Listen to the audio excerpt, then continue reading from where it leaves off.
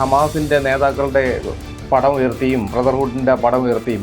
പക്ഷേ ഇത് ശരിയായിട്ടുള്ളൊരു കാര്യമാണോ ഇങ്ങനെ ചെയ്യുന്നത്? മുസ്ലിം സഹോദരങ്ങളെ വേദനിപ്പിക്കാതെ പ്രകോപിപ്പിക്കാതെ മനഃപൂർവ്വം അവരെ ഇറിറ്റേറ്റ് ചെയ്യാൻ വേണ്ടി ചില ആൾക്കാർ കാര്യങ്ങൾ ചെയ്യുന്നു. നമ്മുടെ നാട്ടിൽ എത്രയോ മഹാന്മാരായ മുസ്ലിം നേതാക്കളുണ്ട്.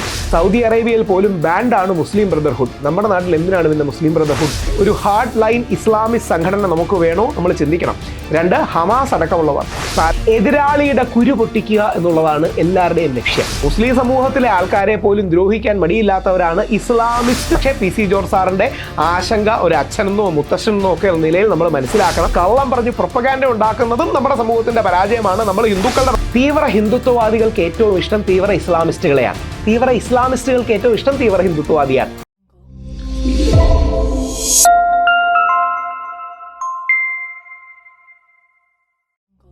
ഈ വഖഫ് സംരക്ഷണ പ്രതിഷേധം മുസ്ലിം ബ്രദർഹുഡ് തീവ്രവാദം എന്ന ആരോപണങ്ങൾ വരുന്നുണ്ട്.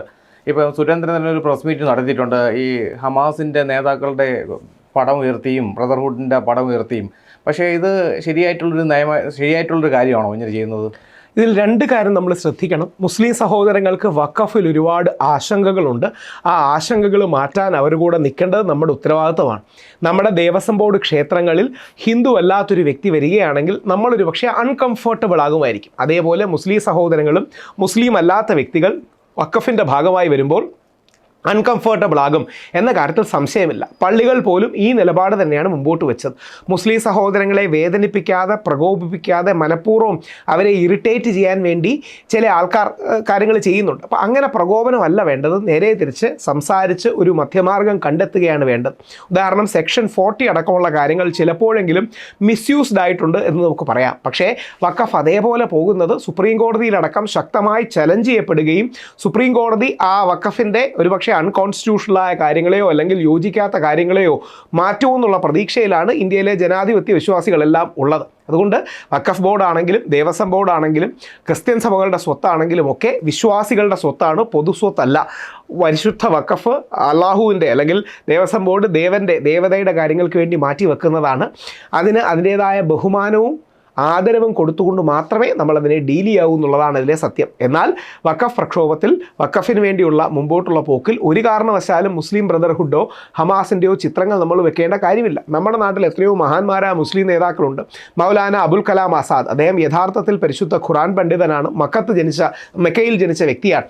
എന്നാൽ ഇന്ന് സൗദി അറേബ്യയിൽ പോലും, അതായത് പ്രവാചകൻ മുഹമ്മദ് നബി സല്ലല്ലാഹു അലൈഹി വസല്ലത്തിൻ്റെ സൗദി അറേബ്യയിൽ പോലും ബാൻഡാണ് മുസ്ലിം ബ്രദർഹുഡ്. നമ്മുടെ നാട്ടിൽ എന്തിനാണ് പിന്നെ മുസ്ലിം ബ്രദർഹുഡ്? നമുക്ക് വേണ്ടത് മുസ്ലിം ബ്രദർഹുഡ് അല്ല, ഹിന്ദു മുസ്ലിം ബ്രദർഹുഡാണ്.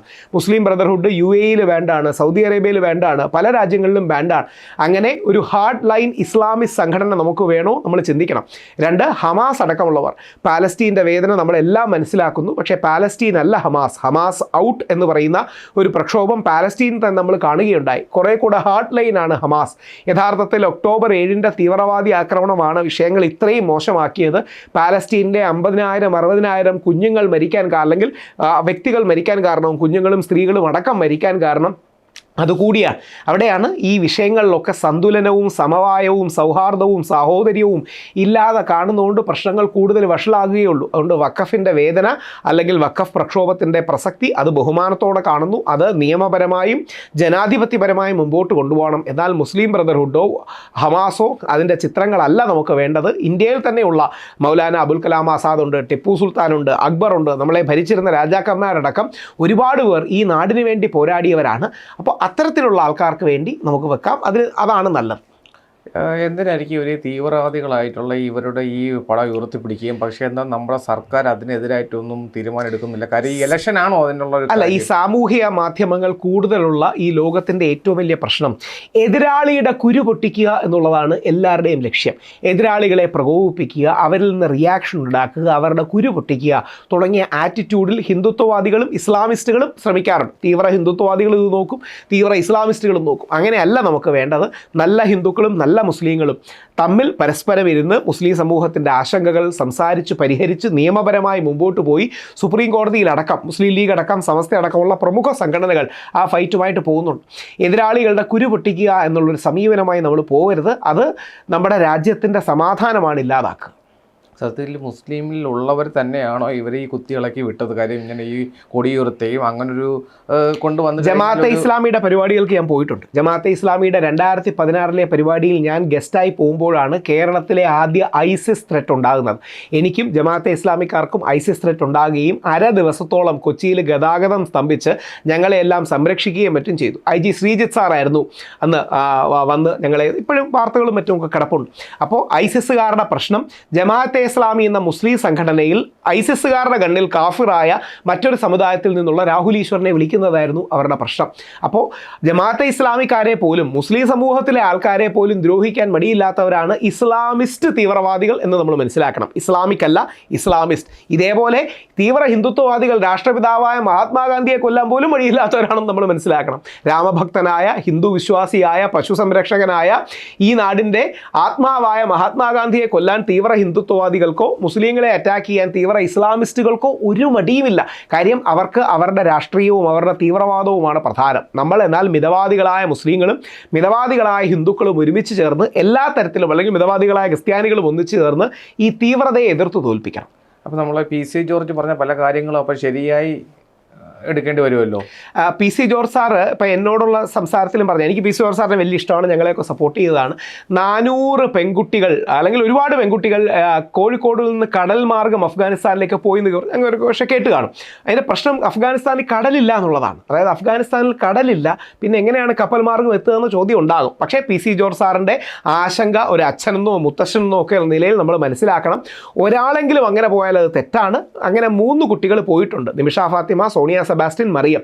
പക്ഷേ അതിനെ 32,000 എന്ന് കള്ളം നമ്മൾ പറയേണ്ട ആവശ്യമില്ല. 3 കുട്ടികൾ പോയത് നമ്മുടെ നാട്ടിൻ്റെ പരാജയമാണ്, മുസ്ലിം സമൂഹത്തിൻ്റെ പരാജയമാണ്, മുസ്ലിം ലീഗിൻ്റെ പരാജയമാണ്. കാരണം നമ്മളെല്ലാ മുസ്ലിം ലീഗിനെ വിശ്വസിക്കുന്നവരാണ്, ആദരിക്കുന്നവരാണ്, അവർ ഈ ബാലൻസ് നിലനിർത്തുമെന്ന് കരുതുന്നവരാണ്. നമ്മുടെ പൊതുസമൂഹത്തിൻ്റെ പരാജയമാണ്. എന്നാൽ 32,000 എന്ന് കള്ളം പറഞ്ഞ് പ്രൊപ്പഗാൻഡ ഉണ്ടാക്കുന്നതും നമ്മുടെ സമൂഹത്തിൻ്റെ പരാജയമാണ്, നമ്മൾ ഹിന്ദുക്കളുടെ പരാജയമാണ് അത്തരത്തിലുള്ളൊരു പ്രൊപ്പഗാൻഡ മുസ്ലിങ്ങൾക്കെതിരെ ഉണ്ടാക്കുന്നത്. ഇവിടെയാണ് ഈ തീവ്രത വേണ്ട, മിതവാദം പോസിബിളാണ്. എന്തിനാണ് എല്ലാ വിഭാഗത്തിനും തീവ്രവാദം ഉണ്ടാകുക? തീവ്രതയല്ല, മിതവാദം, സമവായം, സമത്വം, സമന്വയം, സാഹോദര്യം, ഇത്തരമൊരു കൺസെൻസസ്, ബാലൻസ്, പേരെന്ത് വേണമെങ്കിൽ വിളിച്ചോളൂ, അതിലാണ് ഒരു രാജ്യത്തിൻ്റെ ആത്മാവ് നിൽക്കുന്നത്.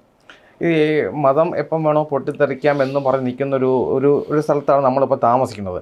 അതായത് ഇപ്പോൾ ഈ K. സുരേന്ദ്രൻ പ്രസ് മീറ്റ് നടത്തിയിട്ടുണ്ട് ഈ പടം ഉയർത്തിയതിനെ കുറിച്ച്. അപ്പോൾ നാളൊരു സമയത്ത് സംഘർഷാവസ്ഥയിലോട്ട് പോകും, അല്ലെങ്കിൽ സർക്കാർ നിയന്ത്രിച്ചു കഴിഞ്ഞാൽ അത് മാറ്റി തിരിച്ചു വിടാൻ പറ്റുമോ? അത് എല്ലാ തീവ്രസ്വരക്കാർക്കും ക്വസ്റ്റ്യൻ കിട്ടിയോണ്ടാണ്. എല്ലാ തീവ്രസ്വരക്കാർക്കും സംഘർഷത്തിലേക്ക് പോകാനാണ് ആഗ്രഹം.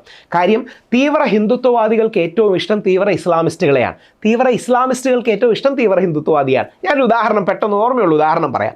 മമ്മൂട്ടിയും മോഹൻലാലും, അതായത് മമ്മൂട്ടിക്ക് വേണ്ടി മോഹൻലാൽ ശബരിമലയിൽ പോയപ്പോൾ ഈ നാട്ടിലെ എല്ലാവരും 99.99% ആൾക്കാർ സന്തോഷിച്ചു.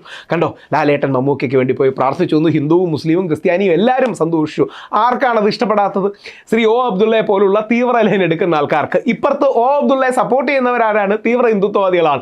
O. അബ്ദുള്ള പറഞ്ഞ ശരിയാണ്, സത്യമാണ്, അവരുടെ വിശ്വാസം അങ്ങനെയാണെന്ന് പറയുന്നത് ഈ തീവ്ര ഹിന്ദുത്വവാദികളാണ്. കാര്യം ഹിന്ദുവിനെ മുസ്ലിമിനെ ഒരുമിപ്പിക്കാൻ നിൽക്കുന്ന ഒന്നിനെ അവർക്ക് ഇഷ്ടമല്ല.